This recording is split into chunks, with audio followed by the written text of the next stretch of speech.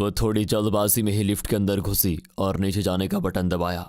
Lift में पहले से ही मौजूद पड़ोस वाली दादी ने कहा, अरे अवंतिका, आज थोड़ी लेट हो गई हो क्या? जी दादी, ऑफिस का प्रोजेक्ट पूरा करते करते कब रात के 2 बज गए पता ही नहीं चला, इसीलिए देर से उठी। उनका फ्लैट 10वीं मंजिल पर होने की वजह से वो लिफ्ट का उपयोग ही करती थी।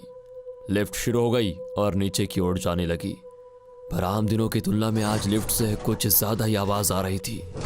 दादी, जाते वक्त वॉचमैन को बताती हूँ कि लिफ्ट रिपेयर करने वाले को बुलाकर लिफ्ट ठीक करवाए, कुछ ज्यादा ही आवाज आ रही है। लिफ्ट ग्राउंड फ्लोर पर पहुंची। दोनों ही चलते हुए सामने कुर्सी पर बैठे वॉचमैन के पास पहुंची। अवंतिका को देखते ही वॉचमैन उठकर खड़ा हो गया और बोला, देखिए मैडम, आपने पानी की टंकी के बारे में शिकायत की थी, पानी की टंकी साफ करवा ली है, और आपने इलेक्ट्रिसिटी की शिकायत भी की थी, हमने वो भी करवा ली। अरे, ये तो तुम लोगों की ड्यूटी है। और वैसे भी पिछले हफ्ते में 2 बार मैंने लिफ्ट के बारे में शिकायत की है, और अब तो आवाज भी काफी तेज हो गई है। आज के आज लिफ्ट मेंटेनेंस वालों को बुलाओ। अवंतिका की बातें सुनकर वॉचमैन ने हाथ जोड़कर कहा, मैडम जी, मैंने 2 दिन पहले ड्यूटी ज्वाइन की है, चलिए फिर भी देख लेता हूँ। अच्छे से काम करो, वरना मैनेजमेंट से बोलकर किसी भूतिया जगह ड्यूटी लगवाऊंगी। वॉचमैन चुपचाप हैरान होकर खड़ा रहा। दादी और अवंतिका गेट से बाहर चली गई। अवंतिका अपने ऑफिस का काम करने में पूरी तरह मशगूल थी। पूरा दिन ऑफिस का काम करके अवंतिका काफी थक चुकी थी। रात के करीब 10 बजते बजते उसका काम भी खत्म हो गया था। वो अपने ऑफिस से बाहर निकलकर सड़क पर आ गई। सड़क पर गाड़ियों की आवाजाही काफी कम हो चुकी थी। सड़क पर ना ही कोई ऑटो दिखाई दे रहा था, ना ही कोई टैक्सी आती नजर आ रही थी।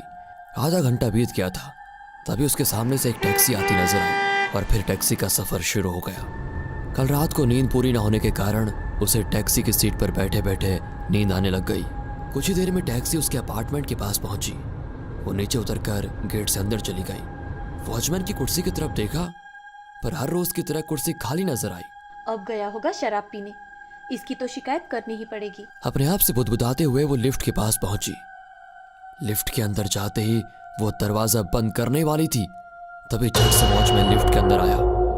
उसकी हर हरकत से अवंतिका एक पल के लिए तो सहम गई और एकदम से पीछे हट गई, पर अगले ही पल उसने खुद को संभाल लिया।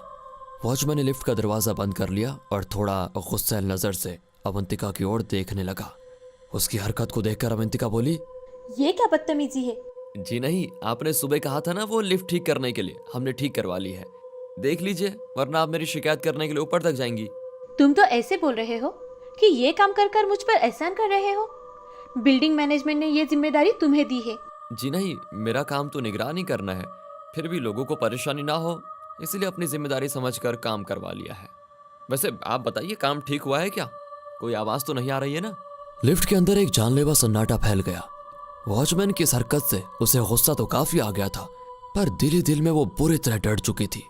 उसका ये डर लाजमी भी था, क्योंकि रात के 11 बज चुके थे और वहां पर उन दोनों के अलावा कोई नहीं, इसलिए उसका ये डर लाजमी था। क्या हुआ मैडम, आप चुप क्यों हो गई? बताइए, लिफ्ट से आवाज आ रही है क्या? लिफ्ट एक एक माला ऊपर जा रही थी और अवंतिका की नजरें उसी पर टिकी हुई थी। अवंतिका की ओर कुछ गुस्से में देखते हुए वॉचमैन लिफ्ट के भीतर एकदम से उछला, जिसकी वजह से लिफ्ट एकदम से हिचकोले खाने लगी।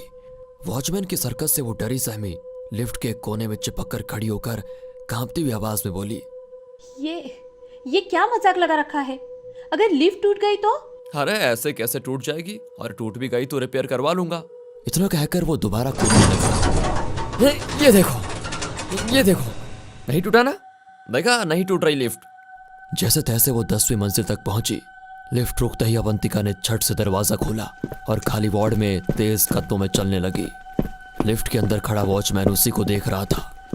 तेज कदमों से अवंतिका अपने कमरे तक पहुंची और चाबी निकालकर दरवाजा खोलने लगी, पर चाबी लगी नहीं रही थी। उसने तिरछी नजर से बाईं ओर लिफ्ट की तरफ देखा तो लिफ्ट के खुले दरवाजे से वॉचमैन अभी भी अवंतिका को घूरे जा रहा था। अवंतिका ने झट से अपनी नजरें हटाई और दरवाजा खोलकर कमरे के भीतर चली गई। दरवाजा बंद करके दरवाजे के पास ही खड़ी रही, पर लिफ्ट का दरवाजा बंद होने की या लिफ्ट के नीचे जाने की आवाज नहीं आई।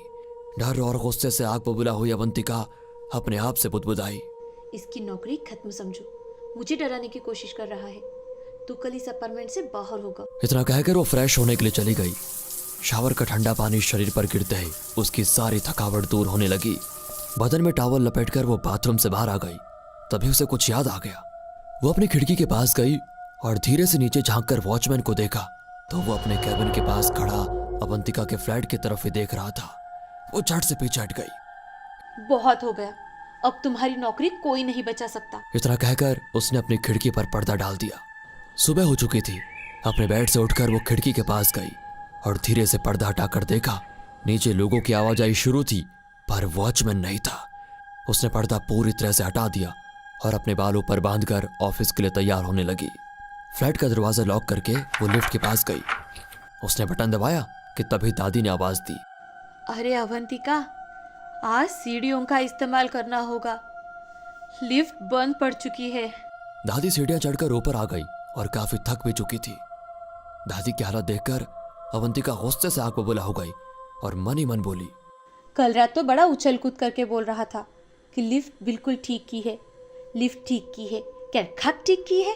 अवंतिका की तरफ देखकर दादी बोली, क्या हुआ, क्या सोच रही हो? दादी, मैनेजमेंट को भी ऐसे ही निकम्मे लोग पसंद है, पर अब बहुत हो गया, मैनेजमेंट के पास उसकी शिकायत करनी ही पड़ेगी। इतना कहकर वो सीढ़ियों की तरफ जाने लगी कि दोबारा दादी ने उसे रोका। अवंतिका, चलो मेरे साथ। दादी हाथ पकड़कर उसे अपने कमरे में लेकर आई। दादी, आज मैं आपकी कोई बात नहीं सुनने वाली, उस कामचोर चौकीदार को तो सबक सिखा कर ही दम लूंगी। ठीक है, मत सुनना। इतना कहकर दादी ने उसके हाथ में न्यूज़पेपर दे दिया और उसमें छपी एक खबर की तरफ इशारा किया। अवंतिका ने खबर देखी और बिल्कुल हैरान रह गई। गायत्री अपार्टमेंट में लिफ्ट टूटने से चौकीदार और एक कर्मचारी दोनों की मौत। दादी, ये खबर तो हमारे अपार्टमेंट की है। हाँ, कल दोपहर लिफ्ट की मरम्मत का काम शुरू था, उसी समय यह हादसा हो गया। कल दोपहर? हैरान परेशान अवंतिका सोच में पड़ गई। ये कैसे हो सकता है? हादसा कल दोपहर को हुआ है और मैं तो कल रात लिफ्ट से ही आई हूँ, और लिफ्ट में उस वॉचमैन ने मेरे साथ बदतमीजी भी की थी। ये कैसे हो सकता है? दादी उसके हैरान चेहरे की तरफ देखकर बोली, अब होनी को कौन टाल सकता है? पर बिना कुछ बोले वो खट से निकली और सीढ़ियां उतरकर नीचे की ओर जाने लगी। पर वो एक ख्याल उसके दिमाग को कुरेद रहा था। क्या वो मेरा रहम था? पर कल रात तो मैं लिफ्ट से ही ऊपर गई थी, मतलब चौकीदार की आत्मा उस लिफ्ट के अंदर है। क्या वो मुझे चेतावनी देने आया था? सोच सोचकर उसका दिमाग फट रहा था। तभी उसे एम्बुलेंस का सायरन सुनाई दिया। दिमाग में उठने वाले सवाल और लगातार कानों पर पड़ने वाले सायरन की आवाज ने उसका सर चकरा दिया था। वो सीढ़ियां उतरकर ग्राउंड फ्लोर पर आ गई। तभी उसे एक एम्बुलेंस गेट से बाहर जाती नजर आई। उसे कुछ भी होश नहीं था। तभी उसके कानों पर एक आवाज पड़ी। उसने आवाज की तरफ देखा तो लिफ्ट के मेंटेनेंस का काम चल रहा था। वहां पर एक पुलिस वाला भी खड़ा था और लिफ्ट के पास एक बोर्ड पर लिखा था, लिफ्ट मेंटेनेंस के लिए बंद है, कृपया सीढ़ियों का इस्तेमाल करें। वो अपनी ड्यूटी पर पहुंची पर काम में उसका बिल्कुल मन नहीं लग रहा था। वो चुपचाप अपनी कुर्सी पर बैठी थी। तभी टेबल पर रखे टेलीफोन की रिंग हुई। वो झट से अपने ख्यालों से बाहर निकली। उसने फोन उठाया। हेलो मैडम, बताइए, लिफ्ट का काम ठीक हुआ है क्या? कोई आवाज तो नहीं आ रही है ना? रिसीवर से कान में गूंजने वाली वो आवाज अवंतिका झट से पहचान गई। डर से सिर्फ एक ही सेकंड में उसका गला सूख गया था। रात हो चुकी थी। फिर टैक्सी से वो अपने अपार्टमेंट पहुंच गई। आज अपने अपार्टमेंट की तरफ देखकर उसे बहुत डर लग रहा था। ऑटो वाला पैसे लेकर चला गया पर आज उसके कदम जैसे जमीन में धंस गए थे। हिम्मत करके वो गेट के अंदर आई और चौकीदार कुर्सी की तरफ देखा। कुर्सी खाली थी। उसने अपनी नजरें हटाई, सीढ़ियों की ओर चलने लगी। मगर चलते वक्त उसकी नजरें लिफ्ट की तरफ न जाए, इसका वो ध्यान रख रही थी। उसने सीढ़ी पर पहला कदम रखा और तभी उसके कानों पर एक आवाज आई। अरे अवंतिका, लिफ्ट ठीक कर दी गई है, आओ लिफ्ट से चलते हैं। नहीं, मैं चली जाऊंगी। अरे तुम 10वें फ्लोर पर रहती हो, इतनी सीढ़ियाँ चढ़कर जाओगी तो पैरों का कचुम्बर निकल जाएगा। चलो साथ चलते हैं। कोई बात नहीं, आदत है। आदत? मजाक मत करो। चलो, लिफ्ट भी नीचे आ गई है। अब अवंतिका के पास कोई चारा भी नहीं था। दोनों लिफ्ट के अंदर गई। अवंतिका लिफ्ट की दीवार के पास खड़ी थी और श्वेता ने बटन दबाया। लिफ्ट ऊपर की ओर जाने लगी। श्वेता अवंतिका की ओर मुड़ी और कहा, मैडम बताइए ना, लिफ्ट का काम ठीक हुआ है क्या? कोई आवाज तो नहीं आ रही है ना?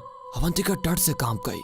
क्योंकि जिस्म श्वेता का था और चेहरा उस चौकीदार का जो पूरी तरह से लहूलुहान हो गया था। अवंतिका, क्या सोच रही हो? अंदर आओ। श्वेता की आवाज को सुनकर अवंतिका होश में आ गई। वो अभी भी लिफ्ट के बाहर खड़ी थी। वो लिफ्ट के अंदर चली गई और श्वेता ने लिफ्ट का दरवाजा बंद करके बटन दबाया। अवंतिका उसी को देख रही थी। लिफ्ट धीरे धीरे ऊपर जाने लगी। श्वेता ने पीछे मुड़कर अवंतिका की तरफ देखा और थोड़ी उदास भरी आवाज में कहा, पता नहीं यार, इस जगह को क्या हो गया। 2 दिन पहले चौकीदार और मेंटेनेंस कर्मचारी लिफ्ट एक्सीडेंट में मारे गए। और आज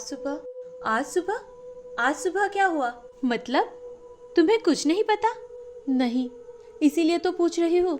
आज सुबह हमारे अपार्टमेंट में एम्बुलेंस आई थी, ये तो पता है ना? हाँ, पता तो है। मैं किसी और टेंशन में थी, इसीलिए ध्यान नहीं दिया। अरे वो तुम्हारे फ्लैट के सामने रहने वाली दादी, वो सीढ़ियाँ चढ़कर 5वें फ्लोर तक आ गई और हार्ट अटैक से सीढ़ियों पर ही गिर पड़ी।